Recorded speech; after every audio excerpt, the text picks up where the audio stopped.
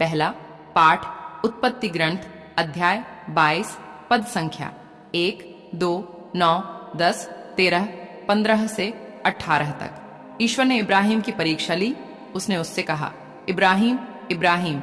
इब्राहिम ने उत्तर दिया, प्रस्तुत हूँ। ईश्वर ने कहा, अपने पुत्र को, अपने एकलौते को, परमप्रिय इसहाक को साथ ले जाकर मोरिया देश जाओ। वहां जिस पहाड़ पर मैं तुम्हें बताऊंगा उसे बलि चढ़ा देना।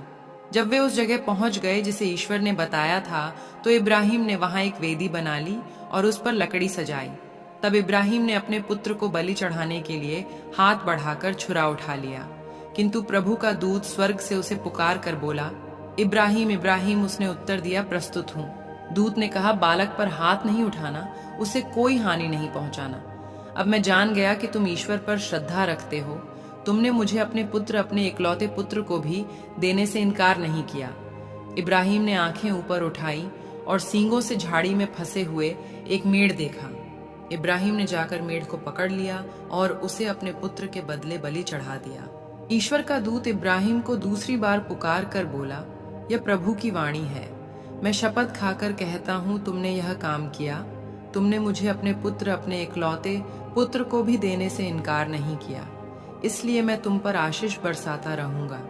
मैं आकाश के तारों और समुद्र के बालू की तरह तुम्हारे वंशजों को असंख्य बना दूंगा और वे अपने शत्रुओं के नगरों पर अधिकार कर लेंगे।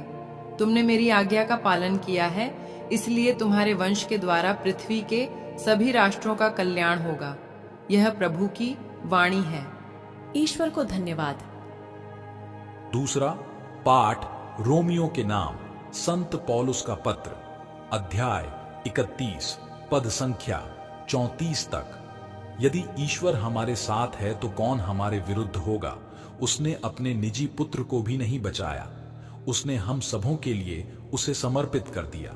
तो इतना देने के बाद क्या वह हमें सब कुछ नहीं देगा। जिन्हें ईश्वर ने चुना है उन पर कौन अभियोग लगा सकेगा। जिन्हें ईश्वर ने दोष मुक्त कर दिया है उन्हें कौन दोषी ठहराएगा। क्या ईसा मसीह ऐसा करेंगे? वह तो मर गए बल्कि जी उठे और ईश्वर के दाहिने विराजमान होकर हमारे लिए प्रार्थना करते रहते हैं। यह प्रभु की वाणी है। ईश्वर को धन्यवाद। सुसमाचार संत मार्कुस अध्याय 9 पद संख्या 2 से 10 तक। 6 दिन बाद ईसा ने पैतरुस, याकूब और योहन को अपने साथ ले लिया और वह उन्हें एक ऊंचे पहाड़ पर एकांत में ले चले।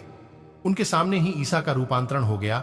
उनके वस्त्र ऐसे चमकीले और उजले हो गए कि दुनिया का कोई भी धोबी उन्हें उतना उजला नहीं कर सकता।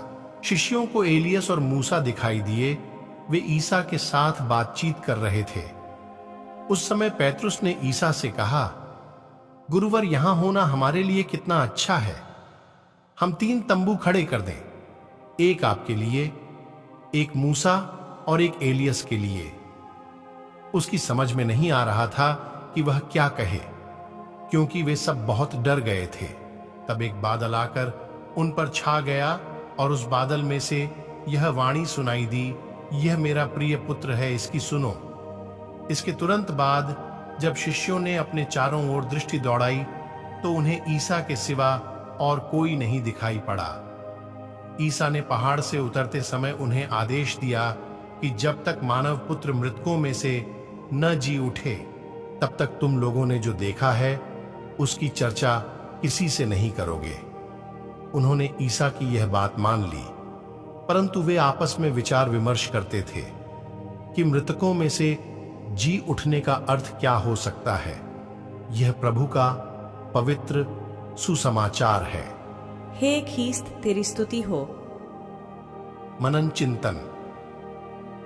आज का सुसमाचार पाठ हमें परिवर्तन की घटना, रूपांतरण पर चिंतन करने का निमंत्रण देता है। यीशु पैतरुस, याकूब और योहन को एक पहाड़ पर ले गए, जहां उनके सामने उनका रूपांतरण हुआ और उन्होंने अपनी दिव्य महिमा का प्रकाश फैलाया। यह क्षण हमारे चालीसा की यात्रा के लिए गहरा अर्थ रखता है। चालीसा एक परिवर्तन का समय है, हमारे आध्यात्मिक पहाड़ की ओर एक यात्रा है।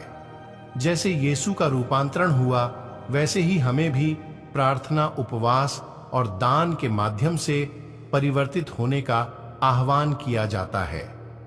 प्रार्थना हम सभी को ईश्वर के करीब लाते हैं, उनकी रोशनी को हम पर चमकने देते हैं। मेरे प्यारे विश्वासी भाई बहनों, आइए हम आज के वचन पर मनन चिंतन करें। आप सभी को परमेश्वर आशीष तथा शांति प्रदान करे। आमीन।